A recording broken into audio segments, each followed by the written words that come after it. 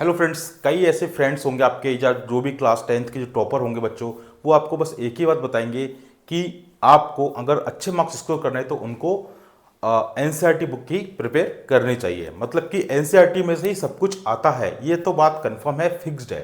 ठीक है, अगर आप ये सोचो कि नहीं मैं 50 तरीके की किताब खरीद लेता हूँ और देन उसके बाद में अंदर मेरे परसेंटेज जब भी अच्छे आ पाएंगे या फिर जब भी मैं अच्छा अपना स्कोर कर पाऊंगा, तो ऐसा बिल्कुल भी नहीं है भाई। ठीक है, आपको अगर अच्छा स्कोर करना है तो सबसे पहली बात है आपको केवल और केवल एनसीईआरटी पर फोकस करना है। ठीक है, चाहे क्लास 10th हो चाहे क्लास 12th हो, है ना। लेकिन बच्चों क्लास 10th के अंदर या फिर क्लास 9th 8th जो भी बच्चे हैं जिनको साइंस में लेकर काफ़ी ज़्यादा प्रॉब्लम्स हैं कि सर हम साइंस के अंदर कैसे मार्क्स को स्कोर करें, हमको समझ में नहीं आता है कि हम क्या करें। ठीक है, तो मैं आपको एक तरीका बताता हूँ। ठीक है, देखो मैं पता हूँ, मेरे को पता है एक बात बच्चों की कि बच्चे क्या करते हैं।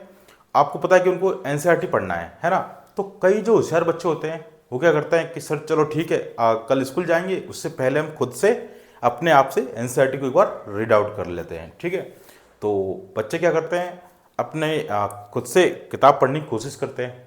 ठीक है, एनसीईआरटी के हर टॉपिक को पढ़ते हैं और पढ़ने के 15 से 20 मिनट बाद में उनको चीज़ें समझ में नहीं आती हैं। फिर उनको ये लगता है कि इस एनसीईआरटी में से मैं क्या पढ़ूँ, हर चीज़ इतनी बड़ी बड़ी दे रखी है और इतनी टफ लैंग्वेज होती है एनसीईआरटी की जो आसानी से समझ में आती भी नहीं है।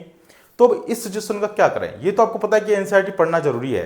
ठीक है, क्योंकि बिना एनसीईआरटी के आप पास भी नहीं हो पाओगे, समझे।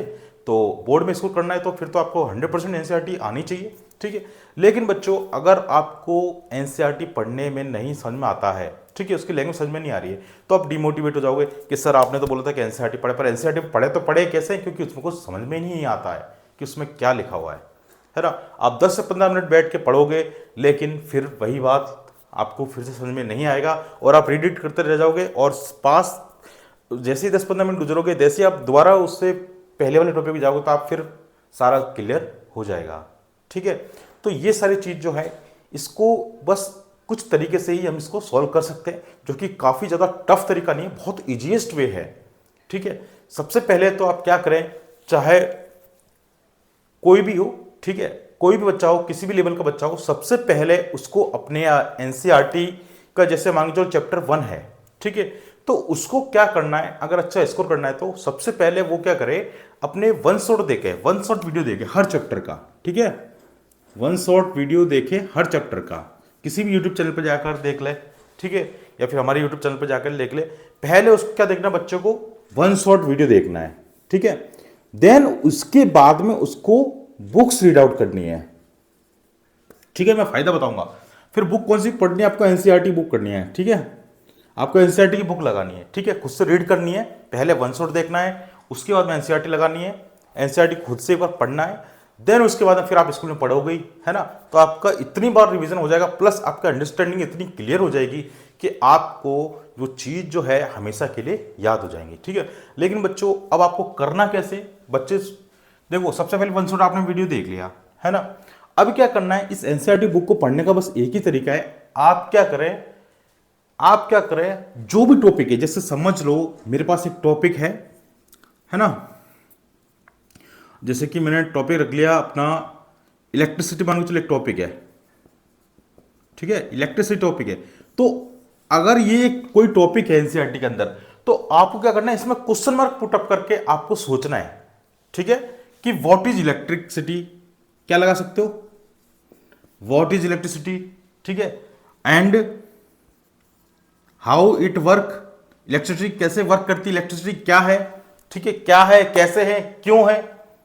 ठीक है, वाई लगा दो, why electricity is important for अस।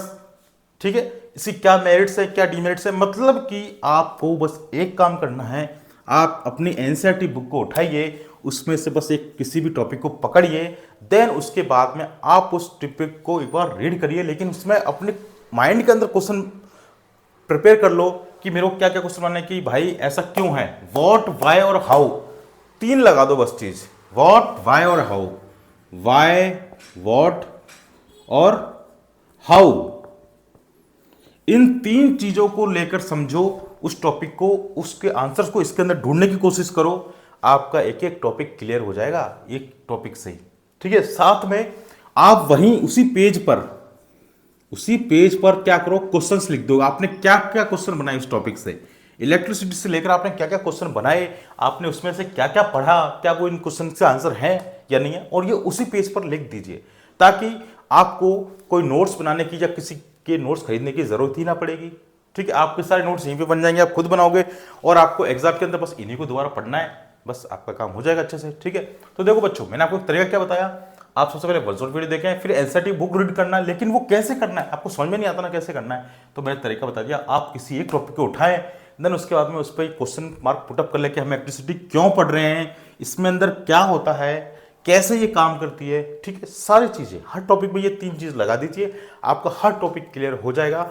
यहां आपको अच्छे से समझ में आ जाएगी, एनसीईआरटी पढ़ना आप सीख जाओगे बच्चों। ठीक है, देन उसके बाद में बच्चों, आपसे जब ये चीज क्लियर हो जाए ना, देन उसके बाद फिर आपको स्कूल में क्लास टीचर पढ़ाएगा ही। ठीक है, और वन शॉट वीडियो देखने से क्या फायदा होगा बच्चों, वन शॉट वीडियो देखने से आपको ये फायदा होगा कि जो चीज़ आपने यहाँ पढ़ी है वो थोड़ी यहाँ रिमेंबर हो जाएगी, आपको चीज़ें और क्लियर हो जाएगी, ताकि इस टॉपिक के अंदर आपको अपने क्वेश्चन ढूंढने के अंदर और भी आसानी होगी। ठीक है, तो बच्चों, मैंने आपका जो डाउट है कि एनसीईआरटी समझ में नहीं आती है हमको साइंस के अंदर कैसे प्रिपेयर करना है, तो आप इस तरह से कर सकते हैं। और यही नहीं, आप साइंस में ही नहीं, इस चीज़ को आप एसएसटी सोशल साइंस में भी लगा सकते हैं। ठीक है, एसएसटी के अंदर आप इस चीज़ को फॉलो करिए, 100% आपसे ये चीज़ होंगी। ठीक है, तो आई होप ये वीडियो आपके लिए काफ़ी ज़्यादा हेल्पफुल रहा होगा। तो प्लीज़ मैं आपसे ज़्यादा कुछ नहीं चाहता, बस मैं ये चाहता हूँ कि आप अपने फ्रेंड के साथ इस वीडियो को ज़्यादा से ज़्यादा शेयर करिए, ताकि उनको भी ये तरीका पता लगे। ठीक है, तो बच्चों, मैंने आपको सिखा दिया है, तो आप आसानी से बच्चा स्कोर कर सकते हो साइंस के अंदर। आपकी किसी भी बच्चे की अगर साइंस वीक है तो इस चीज़ को फॉलो जरूर करें, 10-12 दिन तक फॉलो करें, 100% आपके अंदर इंप्रूवमेंट आएगा, प्लस आपकी नॉलेज भी बढ़ेगी। ठीक है, तो फिर मिलते हैं नेक्स्ट वीडियो में, अपना ध्यान रखिए, ऑल द बेस्ट गाइस, और प्लीज चैनल को सब्सक्राइब कर लेना अगर चैनल पर नए हो तो। बस इतना तो कर देना भाई, एक लाइक और चैनल सब्सक्राइब, और कमेंट करके बताना कि आपको ये ट्रिक जो है कैसी लगी। Bye bye.